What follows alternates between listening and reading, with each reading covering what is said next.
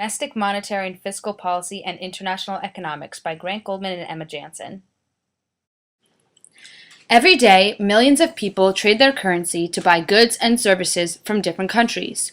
Because of this, currency exchange rates fluctuate daily and are influenced heavily by factors such as political stability, interest rates, price levels, consumer taste, and fiscal and monetary policy. Governments and banks, through expansionary and contractionary policy, can influence the rate at which currencies are traded between two nations. In doing so, these institutions can change the balance of exports and imports between trading nations, consequently affecting aggregate demand, or GDP. Aggregate demand has a direct influence on the price level of a country. Should a government or bank use expansionary policy, such as increasing expenditure or buying bonds on the open market, aggregate demand would consequently increase. As seen in the graph, price level rises. Consumer behavior dictates that people prefer cheaper goods over expensive goods, all else equal.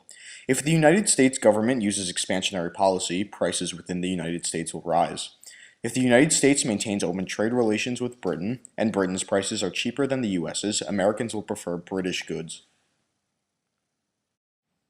To buy British goods, however, Americans must exchange their dollars for pounds. In doing so, the dollar-pound exchange rate is influenced.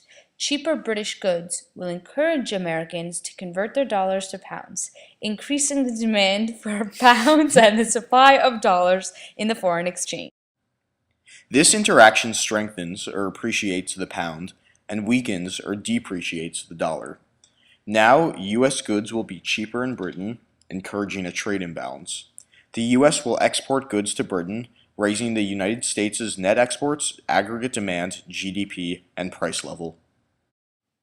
Contractionary policy, either by a bank or a government, works in the opposite way.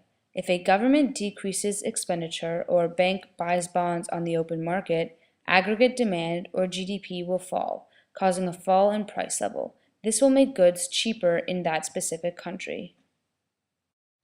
If prices in the U.S. are lower than prices in Britain, U.S. and British consumers will both demand U.S. goods. However, British consumers must convert the pound to dollars in order to consume in the American market. Similarly to before, British consumers will convert their currency to dollars, influencing the exchange rate. With more pounds in the foreign exchange, the supply of pounds will increase, causing a rightward shift of the supply curve.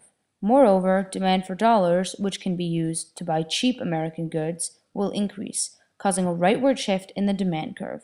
The dollar has appreciated and the pound has depreciated. With a stronger dollar and a weaker pound, foreign goods, in this case British goods, will be cheaper in American markets. American imports will rise and exports will fall, causing net exports to decrease and consequently lowering America's aggregate demand or GDP and price level as well. Price level is only one of the many variables that can influence the exchange rate between two countries. Interest rates, or the rate at which money compounds in a bank, can also encourage consumers to exchange their currency with that of another country, causing one to depreciate and the other one to appreciate.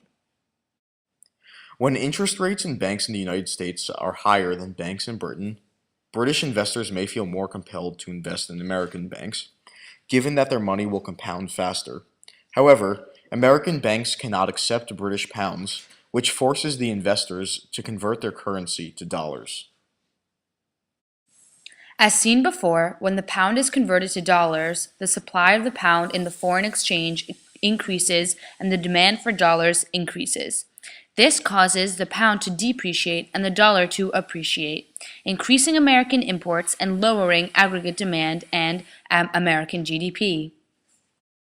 Banks in politically unstable countries tend to have higher interest rates than banks under more established regimes. Doing so may attract foreign investors, but the high reward comes with high risk.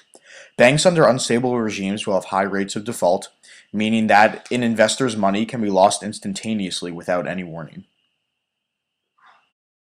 Consumer taste and preference can also have an influence on the exchange rate between two countries. Similarly to price level, if the United States has goods or services that people in Britain want but cannot get in their own country, they will have to convert their pounds to dollars to consume in the market. Again, when the pound enters the foreign exchange, the supply of the pound increases. Because the pound is used to demand American dollars, the demand of dollars increases. The end result is an appreciated dollar and a depreciated pound, with more British imports entering the US than American exports entering Britain.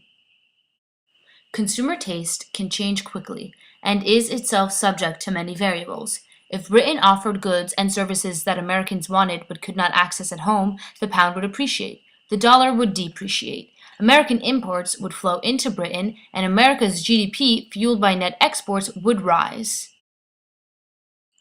The concept of currency exchange is extremely relevant to the study of international trade and economics. China is one of the strongest and most prolific exporters in the developed world, and many Americans buy and use Chinese goods on a daily basis. This phenomenon can be explained by understanding the concept of currency valuation. Chinese banks have been known to engage in quantitative easing, or the deliberate devaluation of currency, specifically the Chinese yuan.